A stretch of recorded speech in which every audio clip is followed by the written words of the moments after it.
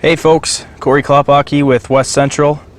Today I am giving an update as I've been driving throughout the countryside the last week, and I'm sure you've probably noticed yourselves lots of Japanese beetles hitting the windshield.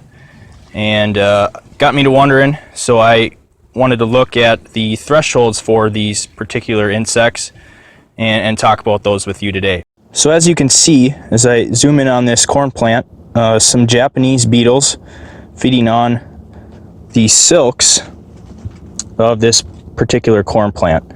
And so thresholds for corn are, for Japanese beetles, are 3 or more Japanese beetles per plant. So if you do a full scout of the field and you find most of the plants have 3 or more Japanese beetles on, might be a good idea to spray some insecticide. The other threshold in corn would be if you were to scout your field thoroughly and find that a good amount of the corn plants have the silks eaten down to a 1/2 inch or less, and the corn field was under 50% full pollination. Key thing still is to make sure you do scout the entire field, because a lot of times during the edges, which is where I'm at right now, the Japanese beetle pressure will be a lot higher than the rest of the field.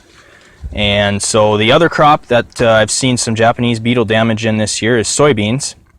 And in soybeans, the threshold, if you are looking at before R1, you would be at 30% leaf defoliage from the Japanese beetle would be a time where you would likely throw in an insecticide and benefit from it.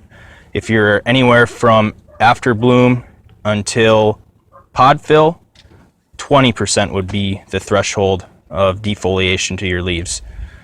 Now, I've had instances where folks were before R1 and they were probably somewhere around 25% defoliation and throughout the field, and they were going out with a post-herbicide application.